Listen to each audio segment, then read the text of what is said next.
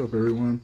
Figure I'd do a kind of a later Bible study, little Bible scripture reading. Let's see if we can't find something. Figure I'll read out of the Deuterocanonicals. That's a tongue twister, huh? The Apocrypha.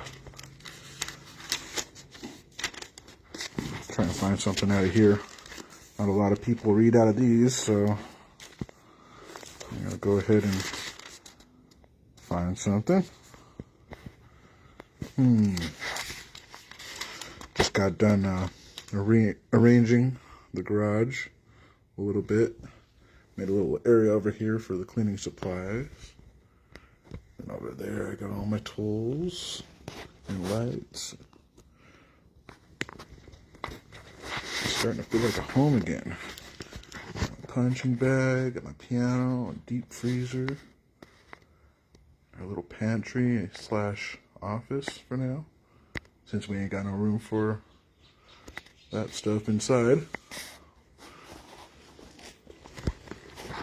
Let's see.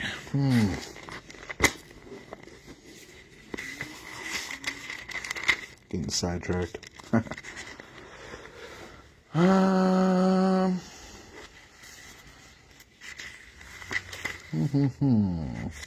Tobit, Judith.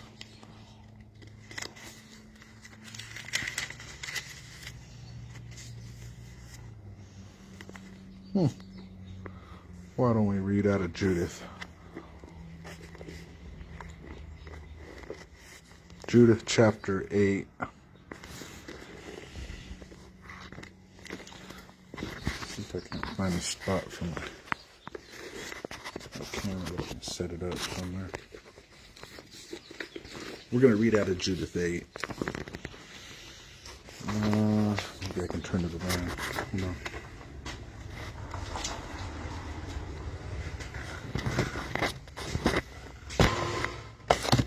Yeah, that kind of works.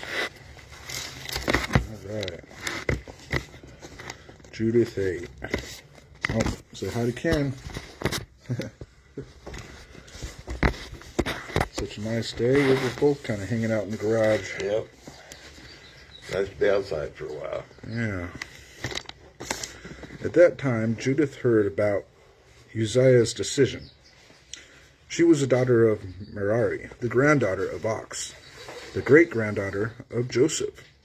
Joseph's ancestors were Uzziel, Elkiah, Ananias, Gideon, Rephaim, Ahitub, Elijah, Hilkiah, Eliab, Nathaniel, Salamiel, Surasadai, and Israel. Now, if I'm mispronouncing these, please forgive me. I'll have to learn these one of these days, maybe.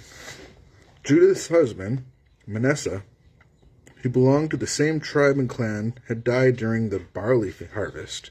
He had suffered a sunstroke while in the fields, supervising the farm workers, and later died in bed at home in Bethulia. He was buried in the family tomb in the field between Dothan and Belemon. For 3 years and 4 months, Judith had lived as a widow. In her grief, she built a little shelter on the roof of her house, and she lived there. Sorry, acid indigestion. In her grief, she built a little shelter on the roof of her house and lived there, wearing sackcloth. She fasted during the entire period except when fasting was forbidden, the day before the Sabbath and the Sabbath itself, the eve of the new moon festival, and the festival itself, and all the festivals and holidays observed by the people of Israel. Judith was a very beautiful woman. Her husband had left her gold and silver, servants and slaves, livestock and fields. She continued to supervise the estate, and no one ever said anything bad about Judith. She was a very religious woman. Judith meets with the town officials. Verse 9. Judith heard how the people were complaining bitterly against Uzziah. Now that the water shortage had broken their morale, she learned that in answer to their complaints, he had promised to surrender the town to the Assyrians after 5 days. Judith sent a slave, the woman who managed her business affairs, to invite Uzziah, Shabris, and Charmis, the town officials, to her home. When the officials arrived, Judith said to them, "Please listen to me. You are leaders of the people of Bethilia, but you were wrong to speak to the people as you did today. You should not have made a solemn promise before God that you would surrender the town to our enemies if the Lord did not come to our aid within a few days. What right do you have to put God to a test as you have done today?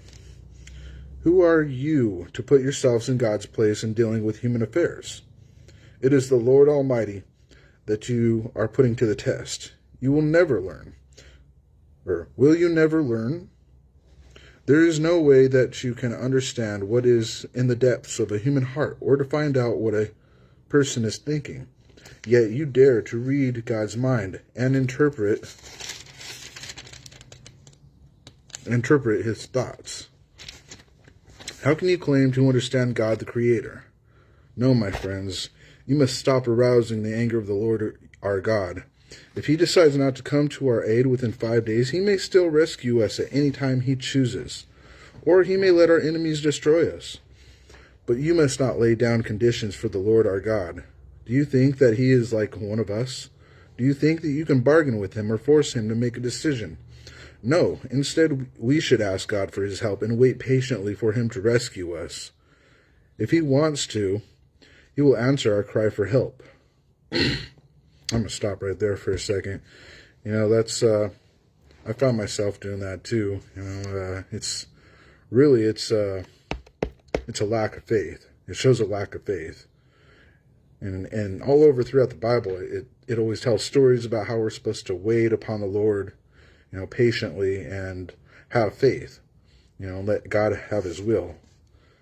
Part I struggle with sometimes is, like, maybe I'm supposed to be doing something and I should take action. And so that's where I struggle with. I feel like sometimes, well, if God doesn't do something in my timing, then I should jump and make it happen. And maybe that's just doing the same thing that these city officials are doing, that Uzziah did. Was testing the Lord, and trying to claim that he knows what the Lord wants. And that we can understand him like he's a normal person. We're putting terms on God, and maybe we shouldn't do that. That is something I struggle with. All right, 18. We do not worship gods made with human hands. Not one of our clans, tribes, towns, or cities have ever done that, even though our ancestors used to do so. That is why God let their enemies kill them and take everything they had. The idols, nowadays, it could be social media, TikTok, our phones, anything that takes away our attention to God and his will, anything that distracts us and pulls us into talking about things or doing things that we're not supposed to. That in itself is idolatry. All right, back to this. That is why God let their enemies kill them and take everything they had. It was a great defeat. But since we worship no other God but the Lord, we can hope that he will not reject us or any of our people. If our town is taken down by the enemy, the entire region of Judah will then fall, and our temple in Jerusalem will be looted. And God will make us pay with our lives for allowing the temple to be defiled. He will hold us responsible for the slaughter and captivity of our people and for the destruction of the land we have inherited. We will be despised and mocked by the people in those nations to which we will be taken as slaves. We are not going to win the favor of our enemies by surrendering to them now. If we do surrender, the Lord our God will see that we are put to shame. No, my friends, we should set an example for our fellow countrymen. Not only their lives, but the fate of the temple and the altar depend on us. The Lord our God is putting us to the test, just as he tested our ancestors. And we should be thankful for that. Remember how he put Abraham and Isaac to the test? And what happened to Jacob while he was working as a shepherd for his uncle Laban in the Mesopotamia? God is not testing our loyalty as severely as he did theirs. God is not sending this punishment on us as revenge, but as a warning to us who worship him. These past few months have been they've been pretty rough, pretty testing. And only now am I starting to, come out of my funk and realize that these tests and these storms that we've been going through are a blessing. They're what shapes us and tones us spiritually. So I should be thankful for the hard times, just knowing that God is there and he's not going to let us fall. That all weapons formed against us will not prosper.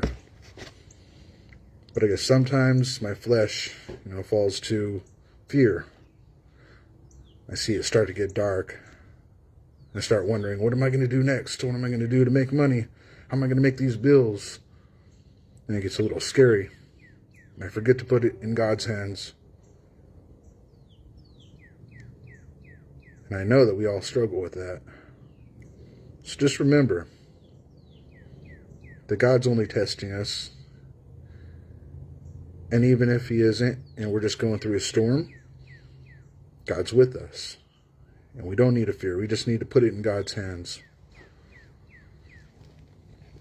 God is not sending this punishment on us as a revenge, but as a warning to us who worship him.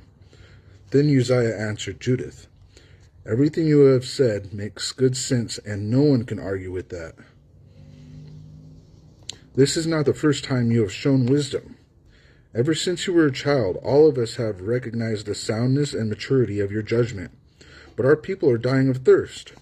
They forced us to say what we did and make a solemn promise which we cannot break. So now, since you were a deeply religious woman, pray for our people and ask the Lord to send rain to fill our cisterns so that we can get our strength back." "All right," Judith replied. "I'm going to do something which our Jewish people will never forget. Tonight, 3 of you must stand guard at the gate so that my slave woman and I can leave the town. And before the day comes on which you have promised to surrender, the Lord will use me to rescue the people of Israel. But you must not ask me what I am doing or what I am going to do. I will explain it to you when it is all over."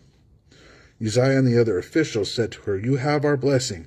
May the Lord our God guide you as they left. May the Lord our God guide you as you take revenge on our enemies." Then they left Judith's rooftop shelter and returned to their posts.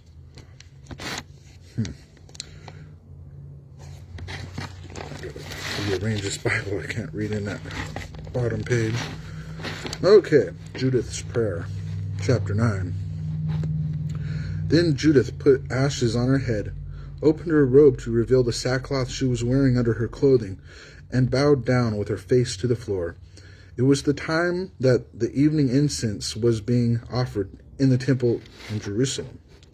And Judith prayed in a loud voice, "O Lord, the God of my ancestor Simeon, remember how you armed Simeon with a sword to take revenge on those foreigners who seized Dinah, who was a virgin, tore off her clothes and defiled her.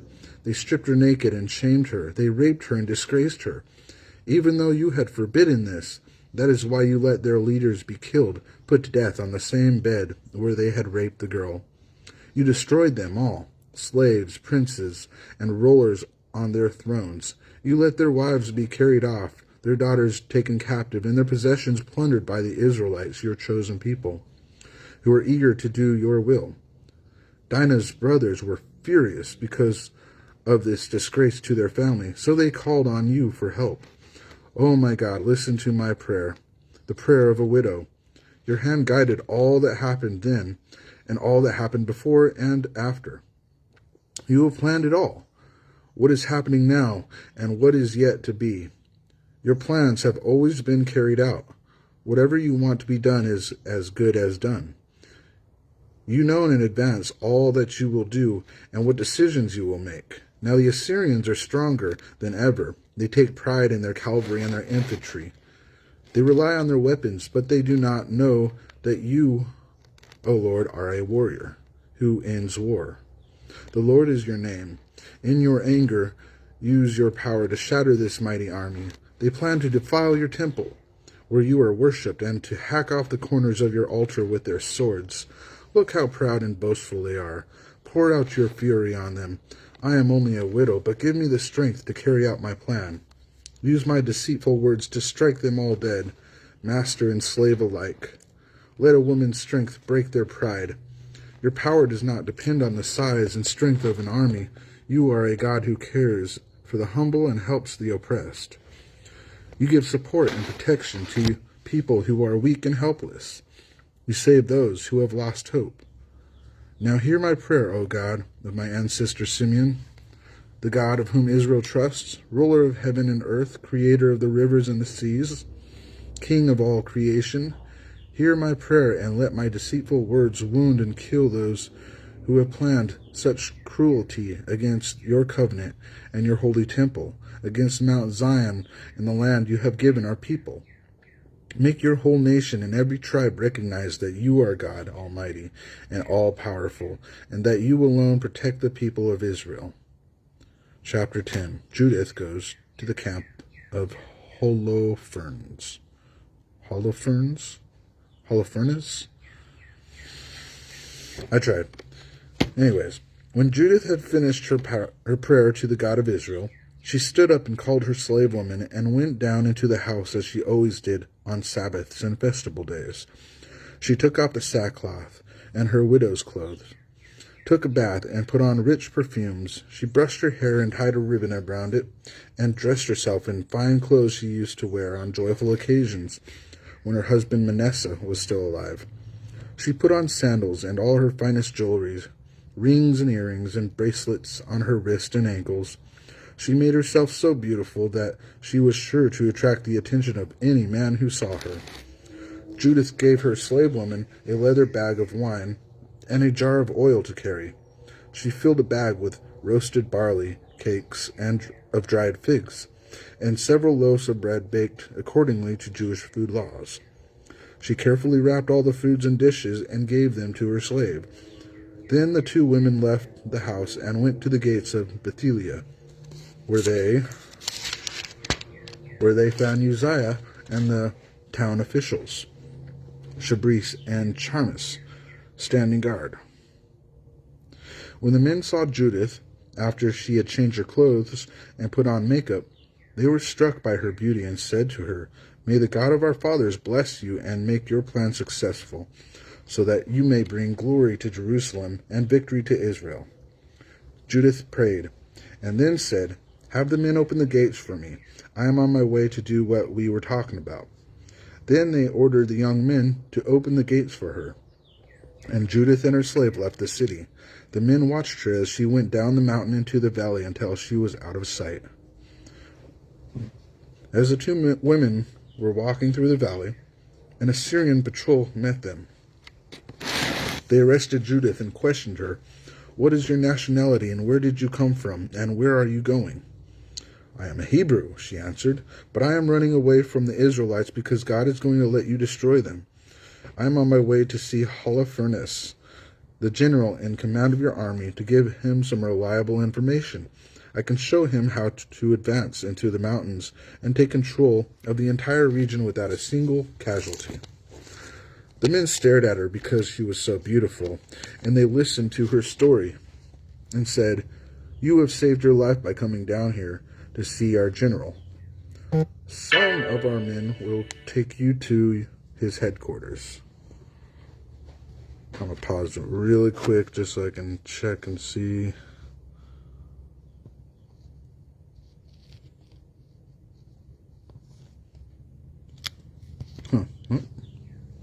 Thought it was my wife saying it's time to go and eat or time to cook or go shopping or something. I better hurry up. I'm going to finish up this chapter. We only have a couple paragraphs left. But if you guys are wondering, this is out of the book of Judith, out of the Deuterocanonicals, Apocrypha books. Some of our men will take you to the headquarters and present you to him. Do not be afraid of him. Just tell him that what you've told us, and he will treat you well. They assigned 100 men to escort Judith and her slave to the headquarters of Holofernes. There was a great commotion in the Assyrian camp as news of Judith's arrival spread from tent to tent. While she stood outside the tent of Holofernes, waiting to be presented to him, many Assyrian soldiers came and stood around her. They were greatly impressed by her beauty and wondered what kind of people the Israelites were. Who can have contempt for people whose women are so beautiful? They asked one another. We had better kill all the men, or else these Jews will be able to charm the whole world. Then Holofernes' bodyguard and his personal servants came out and led Judith into the tent. Holofernes, or maybe it's Holofernes. That sounds better. Holofernes was resting on his bed under a mosquito net woven of purple and gold thread and decorated with emeralds and other precious stones. That sounds pretty. When the men told him that Judith had arrived, he came to the outer part of the tent. Silver lamps were carried ahead of him, and then when Judith came near him and his servants, they were all astonished of her beauty. She bowed down to the ground before Holofernes, but his servants helped her to her feet. Holofernes said to Judith, "Don't worry, there's no need for you to be afraid. I've never hurt anyone who was willing to serve Nebuchadnezzar, king of the whole world. Even now, if your people up in the mountains had not insulted me, I would not have declared war on them. They have brought all this trouble on themselves, but tell me, why have you left them and come to us? You will be safe here. No need to be afraid. We have spared your life tonight, and you are in no danger in the future. No one here will harm you. Everyone will treat you well, like the other servants of my master Nebuchadnezzar." Okay, I lied. I'm not going to stop there. I'm just going to keep on reading through this little story. See how far I can get. Then Judith said to Holofernes, "Allow me to speak to you, my lord. And please listen to what I have to say.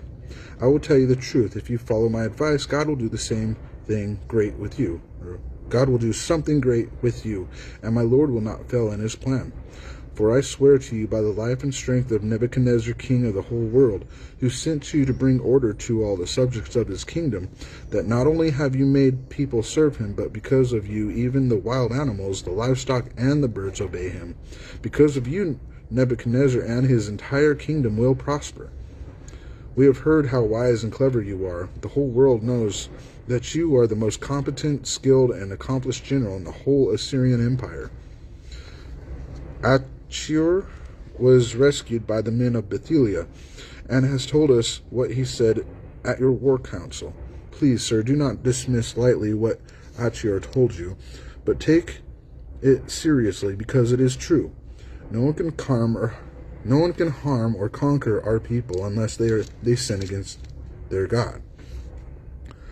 But you will not suffer any setbacks, nor will you fail to achieve your goal when the Israelites sin and make their God angry. They will die. Their food supply has already run out, and the water shortage has become serious. So they have decided to kill their livestock and eat foods that God's law clearly forbids them to eat. They have decided to eat the wheat set aside for the early harvest and the tithes of wine and oil, which are holy and reserved for the priests to serve God in Jerusalem. The rest of us are forbidden to even touch this sacred food, but since the people in Jerusalem have already broken this law, the people of our town have sent messengers to the council. They are requesting permission to do the same. On the day that they receive permission and actually eat the food, you will be able to destroy them. As soon as I learned about this, I ran away from my people. God has sent me to do something with you that will amaze everyone in the entire world who hears about it. Sir, I'm a religious woman, and I worship the God of heaven, day and night. I will stay here in your camp, and each night I will go out into the valley to pray to God, and he will tell me when the Israelites have sinned. As soon as I find out, I will come and tell you, and you can march out with your whole army. The Israelites will not be able to defend themselves against you, and I will guide you through the central part of the land of Judah until we come to Jerusalem, where I will crown you king in the center of the city. You will scatter the people of Jerusalem like sheep without a shepherd. Not even a dog will dare to growl at you. God has revealed these things to me in advance and has sent me to report them to you. Holofernes and his personal servants were pleased with what Judith had said, and they admired her wisdom. She must be the wisest and most beautiful woman in the world, they commented to one another. Then Holofernes said to her, "It is a good thing that God has sent you here to bring us victory and to destroy those who have insulted King Nebuchadnezzar. Not only are you beautiful, but you know how to make a speech. If you do as you have promised, your God will be my God. You will live in King Nebuchadnezzar's palace, and you will be famous throughout the world."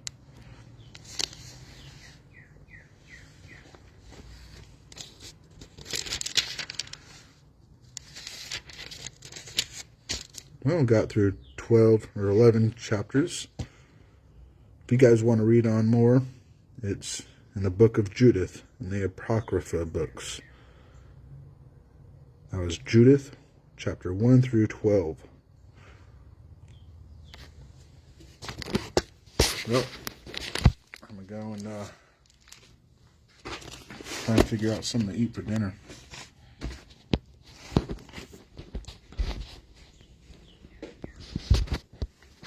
God bless, guys. Love you. Praying for you all. Talk to you tomorrow, probably.